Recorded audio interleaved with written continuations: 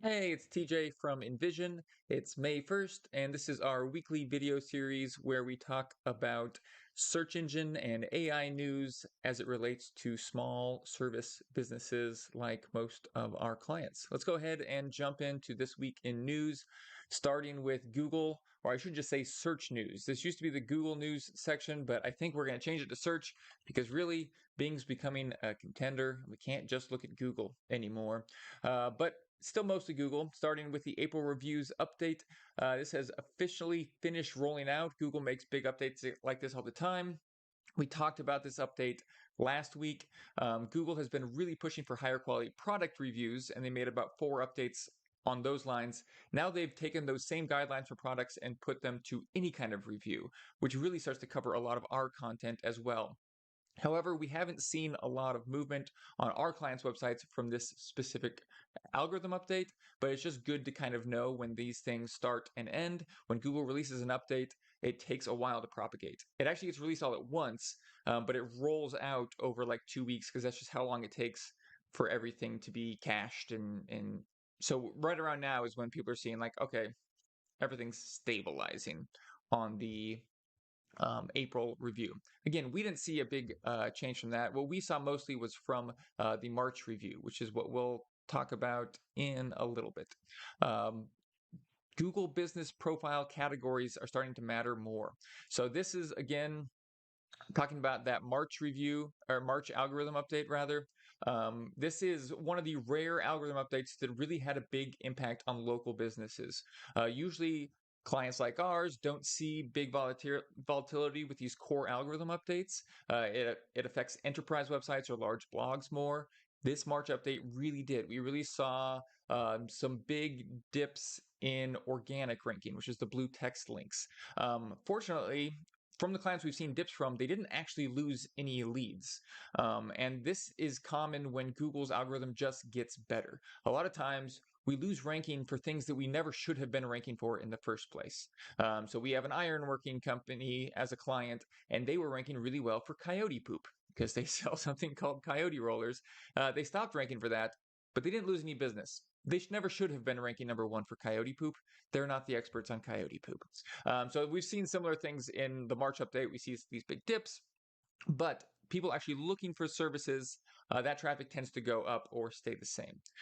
But there's been some more information coming out. Usually when these algorithms come out, we don't know a lot. We're now learning that the March algorithm update really impacted local businesses, and some research is showing that the biggest impact was that the primary category matters a lot more. At least that's how most people in the SEO industry are taking it. And it makes sense. That's what you see when you look at the data is that the if you break down all the factors to determine where you rank for a given search term, primary category is mattering more. However, the other way to interpret that, which is how I think is more accurate, is that all these other things we do to optimize business profiles matters less. So categories maybe matter the same as they always did, but all these little tweaks and additions that you could make that would boost you up aren't working as well. And that makes more sense to me because that's what Google wants. For example, putting keywords in your business name or getting people to mention your services in reviews. These are things that Google don't want to contribute to how you rank in Google Maps. And so if they're just getting smarter about devaluing those little tweaks and optimizations, then the things that they do want to matter, like the primary category, are going to carry more weight. Whether I'm right or not, what we need to know is that these primary categories really matter. So making sure all of our clients have the best primary category is more important than ever. It's one of the first things we look at, of course. But the other thing they notice is that having they gave an example here, but I'll just read this. Some categories match to more related keywords, which increases competition. So, for example, electronic store listing now directly compete with listings like computer store, internet shop, phone repair shop. So, there's a lot of these categories that are very similar to each other, and it seems like it's going to matter less which one we pick. This is really true with like HVAC. There's probably like 8 different categories of heating repair, AC repair, HVAC maintenance. They're each their own category. You have to pick one, But now there's a lot more bleed over from the category. So if you're in the ballpark, you should still get the ranking benefit of similar terms, which is good for us, especially with paint protection film shops. There's no paint protection film category. The window tint category is the closer we get. I think eventually we will get a paint protection film category, but hopefully that'll just bleed over a little bit more and it'll matter a little bit less which exact category they're in. But just something to keep in mind of. So if you do see up or down movement, it could very much be related to this change if it happened in March. Google is testing this grid format. It seems like it's mostly happening in mobile.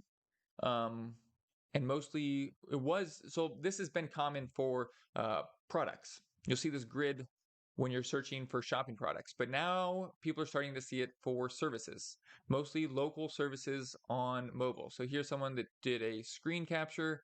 You can see usually you'll see the maps results, then some normal organic results, and then you start to see this grid. So Google's playing around with a lot of different ways to display their search results. You'll see it's looking more and more like a social media site with infinite scroll and these boxes and little search grids. Let me silence my phone. And so that's just something to look out for. This could impact how we see client data coming into Google Search Console. So it's really important to pay attention to clicks versus impressions. Sometimes impressions will go way up, but clicks stay the same. That's usually something like this can explain it. You're going to see a lot more stuff because Google wants you to just keep scrolling, scrolling, scrolling. It didn't used to make sense to go past page 1.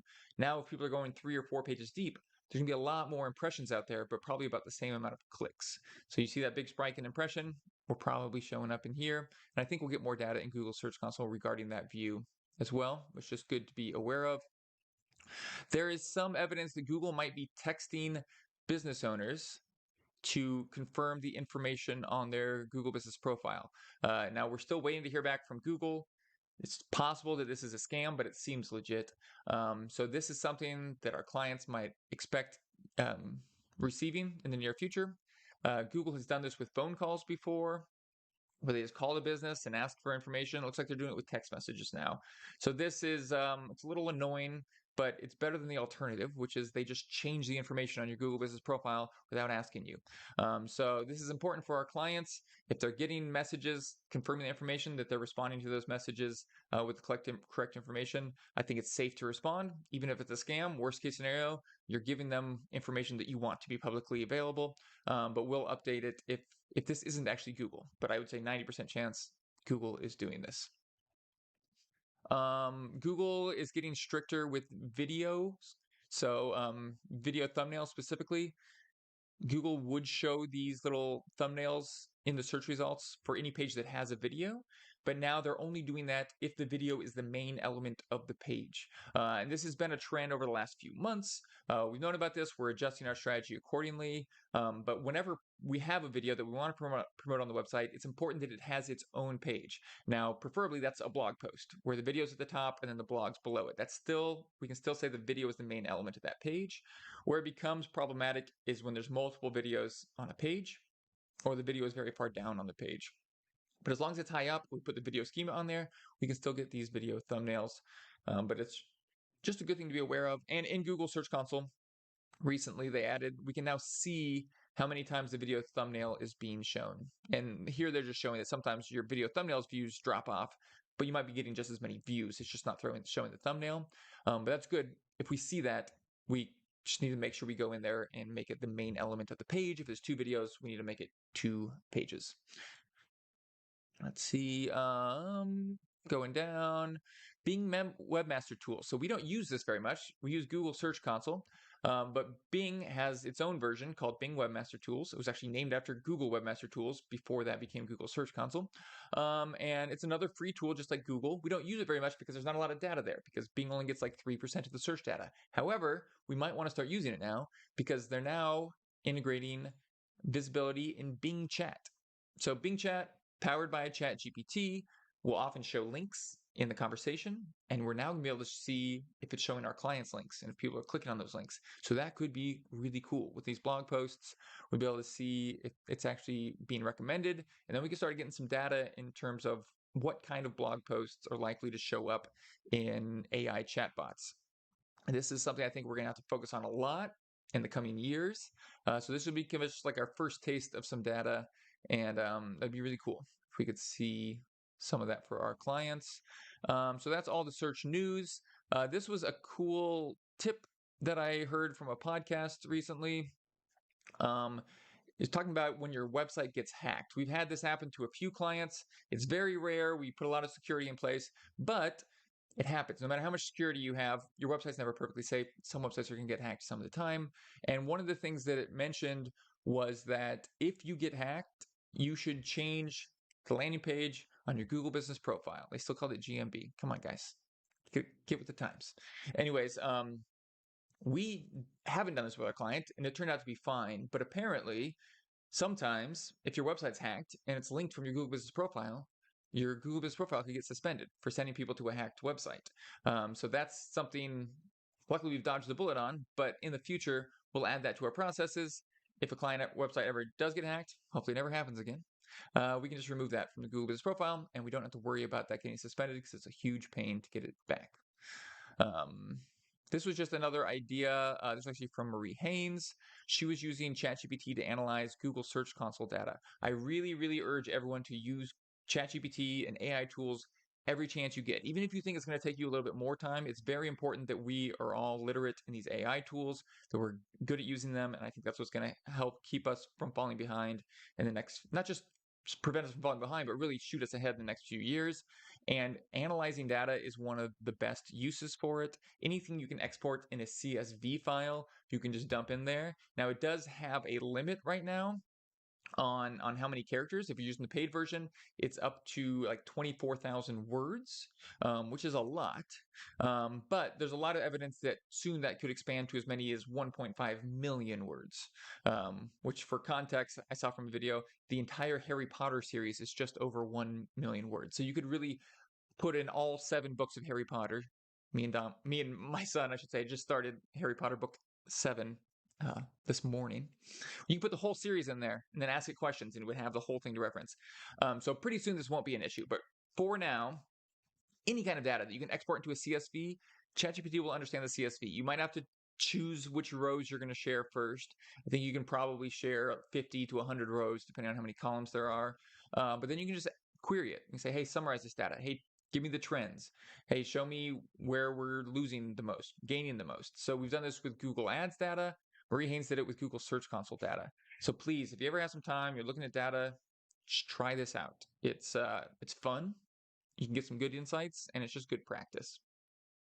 And then this recommended reading I had here was from Glenn Gabe, rock star in the SEO industry, and it's just talking about what to do if your site name isn't showing up correctly. So we had one client whose favicon was not showing up correctly, but there has been companies complaining about site name issues. It seems like it's mostly resolved, but this was a good article if it ever happens again to a client. This is pretty new that Google is showing favicons and site names in their search results. Bing just started doing it like a few weeks ago as well. But every once in a while they get it wrong, and he just kind of goes through step by step what you can do to get it right. He talks about all the places that Google pulls from. Of course, it's all automated, but there's a lot of different places where they can pull either your image or your site name. It's actually not called a favicon here, but favicon is where they usually pull this image.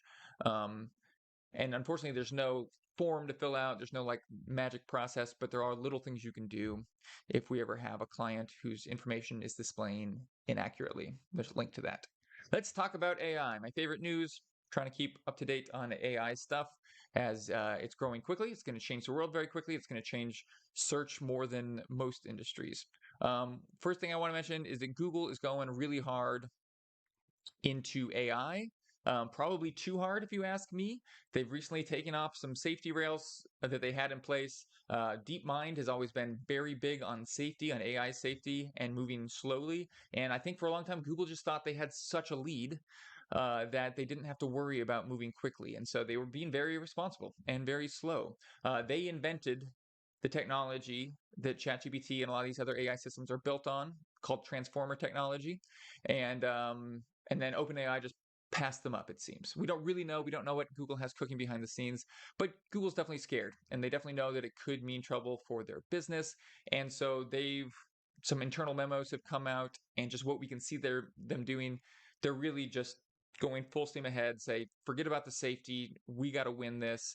And so that's a little scary. I won't get too much into the dangers of AI, but I think they're real. And so we'll see what happens. It's hard to slow this thing down now that we have an arms race between some of the biggest companies in the world. But this interview with Google's CEO was really interesting. This sentence here: we published extensively about Lambda and Palm. These are two of their AI models that are not Bard, that are supposedly um, very proficient. They use a lot less resources than OpenAI, but they could be very powerful. Palm is being used in the medical industry. Lambda is used a lot in their search algorithm. But it says that in the coming weeks and months, we'll make these language models available, starting with Lambda, so that people can engage with them directly. So they're really planning on releasing a lot. They've combined their AI organizations. They're going full steam ahead. So it's going to be interesting. A lot of people have discounted Google because Bard just isn't as good as ChatGPT, but don't discount them too quickly. Google could still win this. Google has more resources. They do have a head start in a lot of areas. So Google could come out ahead of OpenAI in the end, especially if they continue cutting back on the guardrails. Bing is also, of course, constantly improving. Bing is powered by ChatGPT, and both ChatGPT and Bing's version of it are just releasing new things every week. So here's some of the things that they released this week. It's nothing super groundbreaking, except for maybe the news. They've gotten a lot better. They've gotten a lot better at reporting news, which is something that chatbots just haven't been very good at. The other things were kind of minimal, but just kind of wanted to point out things are improving very quickly. OpenAI is coming out with a new business plan for ChatGPT. They haven't said how much it's going to cost yet, but this could be really good for our organization. The paid version of ChatGPT is just way better than the free version, and we have one shared account, but we have to kind of log it in and out. I'm hoping in the future we're going to be using it so much that it makes sense to have a business account, but we'll wait and see how much they charge for it. This was kind of interesting in image generation AI news. Stability AI that makes Stable Diffusion has partnered with DeepFloyd, or I'm not sure actually who they partnered with, but DeepFloyd is this new algorithm they've come up with. And the thing that makes it, the two things that make it remarkable is it understands natural language the way that a large language model would. Most of these image generation things, you have to type in like parameters and keywords, but here you can just have conversation with it. And it can also do words, which most image generation cannot do well. Now, I played around with it a little bit. It's not great. It's not as good as Midjourney or Stable Diffusion or DALL-E, but it does some things that no other model can do. I just mostly thought it was interesting because we're probably a few months away from being able to make these kinds of images reliably, which means creating logos could become trivial. Creating YouTube thumbnails, banner images, anything that you really want words on could become much easier, much more effective in the very near future. So just something that we're keeping an eye on. Microsoft Designer, Microsoft and Canva and Adobe, they're all just trying to race to be the best AI design tool out there. So this is Microsoft just came out with some new prompt-based tools. Canva has this. Adobe hasn't released Firefly yet, but it will have this where you can kind of just design things with prompts. So this, again, when we're using Canva, we want to be trying out their AI tools, even if it's less effective, even if it takes a little bit more time, try it out. Try it once, try it twice, because this is, if it's not there yet, it's going to be there soon. This is going to be how we work. Maybe in the next 6 months, maybe sooner. This is just going to be kind of the natural thing of the natural flow of things. And so getting to know these tools and getting familiar with them, I think is very important for us. Facebook, Meta, I should say, is really going hard into AI. They kind of messed up going into the metaverse and focusing on that. That didn't pan out. They've really turned ship. They just put a bunch of money into rebuilding their server centers to be focused on AI, and they're going really hard. They're going to be releasing some generative AI within Facebook. They've already released some of their tools. Like last week, I showed this selection tool where you can select anything in an image. They've made that open source. People have taken that and now they've made the same tool for video. So you can just isolate like a person or one object in a video, remove them, replace them. It's really insane how quickly this is moving, but it's exciting and of course a little scary to see that Meta is going really hard into AI, but expect a lot to come out of this. One of the things that they mentioned was chat experiences with WhatsApp and Messenger, and they talked about AI agents for business managing and customer support. This is going to be huge for our clients. Customer support is going to be completely changed by AI agents. And the difference between like a large language model and an AI agent is an AI agent can do multiple steps from one instruction. So they can take something, do something with it, return something else, as opposed to like a large language model or generative AI where you give it one thing and it spits back one thing. So these agents is what Facebook's really focused on, and so yeah, this could be things for like managing things internally within a business, but also communicating with customers. So you just feed it all of your business's data, and then people can converse with it the way they would with a customer support rep, and then it could even do some of the things the customer support rep could do, like book appointments for you, or have someone return a phone call. It's really looking like it could replace customer support in the near future. If not replace, for these bigger companies, it could take a team of 20 customer support reps and bring it down to 2 or 3 that are just managing the AI. We don't know how it'll look, but it's important that we're staying on top of this, because this could be a big part of what we're doing for our clients in the near future, is helping them load up these AI agents with all the information they need to handle their customer support or their internal operations. So that'll be exciting to see what Facebook comes up with in the near future. Yelp is, I think, making an embarrassing attempt to add AI-powered search updates and other AI tools to their interface. Yelp is really dying. They're trying to reinvent themselves every 6 months, and it's not working. Google's just kind of winning the reviews game, but they're still here, and we'll see. They're adding the ability to leave video reviews, and then they're incorporating AI into their search results, so it's smarter at responding to you and more conversational. But it doesn't look that impressive, which is surprising because pretty much everything in AI looks impressive today. So Yelp just seems behind the times. So we'll see. Bard is now able to help you code. This is something that ChatGPT has been able to do for a long time. Bard, of course, is Google's version of ChatGPT. It's notoriously worse than ChatGPT. Not a lot worse, but enough that why are you going to use the second best large language model, right? But a lot of people are saying that it actually helps you code better than ChatGPT. So there's just another sign that maybe Google could still win this AI war. We'll see. Bard uses a lot less resources than ChatGPT, so they can afford to run it at a much lower cost. This was pretty cool. OpenAI partnered with DeepLearning.ai, and they created a free course on how to use ChatGPT as a developer. But it also talks about prompt engineering, how to come up with good prompts, and then how to integrate the API with tools. So I'm going to be going through this course, and I'll let you know if anything exciting comes out of it. But it's people high up in both of the both of the organizations that are running the course, and so it seems like it'll at least be high quality. Hopefully there's some good information there. About a month ago, OpenAI announced plugins were coming to ChatGPT, and now a bunch of people have gotten access. I have not. I'm a little bitter about it. I'm on the waiting list, but it looks like it's just the browsing plugin. Sorry, let me back up a little bit. Plugins allow ChatGPT to work with other applications. So you could say, hey, book me a table at such and such restaurant, and then it connects with the OpenTable app or plugin and books you a table. Or you ask for a recipe and it connects to Instacart and it orders all the ingredients for you. The first one that they're rolling out to people is an internet browsing one, which is probably the most useful because you can ask it questions and it can go and do a search for you and bring you back the information. And because it's only trained up through September 2021, this is the only way you can get new information.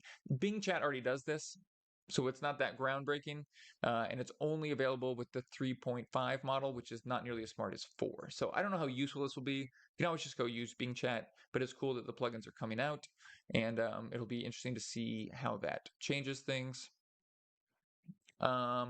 This was an interesting article on people using AI chatbots to write Amazon reviews. Of course they are, but this is kind of just the tip of the iceberg. It's going to be a lot harder to stop review spam and similar types of spam because it's just going to get so much easier to pump them out. Although some of these were really funny because you see you see the review is as an AI language model, I don't have a body, but I understand the importance of comfortable clothing during pregnancy. And so it seems like they've automated the process. They're not even reading these reviews before they post it, and that's scary because then there's nothing stopping it from posting a million reviews every hour, and it's hard to stop that volume of spam. It seems like we'll need other AI just to combat the AI that's doing this, but clearly Amazon's not on top of it if this is getting past their filters. And this is a Vine customer, which is some program they have for like high quality customers, and they're posting AI reviews. So Amazon's got some work to do, but it's not just Amazon. Any website that accepts reviews is going to have to deal with this soon. Some cool tools that I found, not a lot this week that apply to us, but this PDF GPT seems really interesting. And I actually had it. So let me explain what it is first. It's a GPT. It's a program that runs on GPT to read and explain PDFs.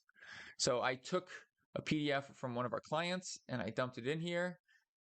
It immediately summarized it in one sentence, and then it gave me some ideas for questions that we could ask about the document. But really, we could ask it anything about the document.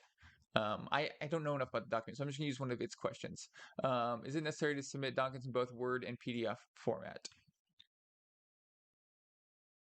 Actually, this doesn't seem like it's specific to the document.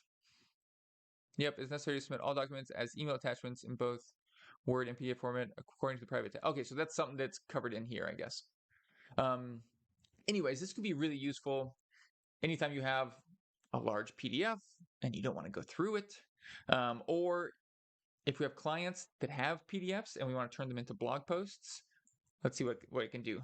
Can you write a 500-word blog post summarizing the most important points from this PDF? Let's see what it can do here. So now it's giving me some bullet points. I think part of the issue here is because you have to connect this to your own API. I don't have a GPT-4 API. I only have 3.5. It's not nearly as smart. But you probably could take some of this, put it into GPT-4, and have it come up with an article. I mean, it still is able to give some bullet points of the main points in the PDF, so that's pretty cool. But maybe still want to go to GPT-4 for the final product. Anyways, give this a try. It's pdfgpt.io,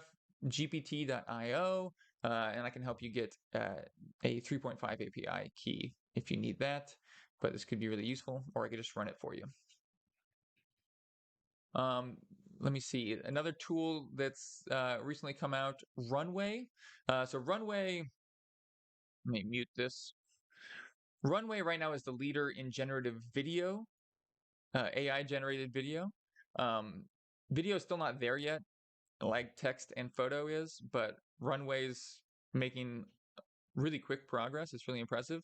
They just came out with a mobile app that lets you take video and then change kind of the style of it. You can see some pretty cool stuff you can do. You can also see it's not quite right. Who knows how long it'll take before it really looks good. But I think it's important for us to kind of keep up to date on where AI video is, as I think in the near future, this is something we'll be able to use for our clients, or at least take an existing video and modifying it, editing it using AI. So we're still not sure what this will look like 6 months or a year from now, but Runway right now is the leader. and they have a phone app. So they're clearly taking it seriously. If you have time and you're interested in ChatGPT and AI, I strongly recommend this TED Talk from one of the co-founders of OpenAI, Greg Brockman. He's one that does like all their tech demos and a lot of the press for them. It was a really good talk. Showed some of the cool stuff that they're working on with ChatGPT. He does some live demos. Definitely worth watching if you're interested in that kind of stuff. And then just some fun stuff I found that's not related, but I had to share it. Grimes, the artist, made this tweet. If you didn't know, there's been a lot of fake songs coming out. There was a song with Drake and The Weeknd that neither of them were involved with. AI made the whole thing. It sounded pretty good. It sounded like Drake and The Weeknd. It was blowing up on Spotify. And then there's a bunch of covers of Kanye doing like Justin Bieber and everything. Had nothing to do with Kanye. It was all AI generated. Grimes has come out and said, hey, do it. Copy my voice with AI, make songs, and I'll split the profits with you. So I thought this was cool. Obviously, artists should be able to decline if they don't want people to use their voice and their likeness. But I think it was smart that she's leaning into it and just saying like, yeah, do it, and we'll split the money. So we'll see. Maybe more artists will do that. This could be revolutionary for music if we have AI music that's just endorsed by the artist and you have a million new tracks coming out every day.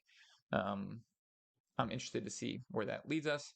And in that same vein, if you want to try doing it yourself, this musicfi.lol app lets you create songs and then use any artist's voice. So no one knows where this is going to fall legally yet. Don't put it on Spotify, but if you want to play around with the tool, you can just sing a song, change it to an artist's voice. It'll create the backing track and everything for you. Seems pretty cool. Anyways, that was all of our AI and search news for this week. See you again next Monday.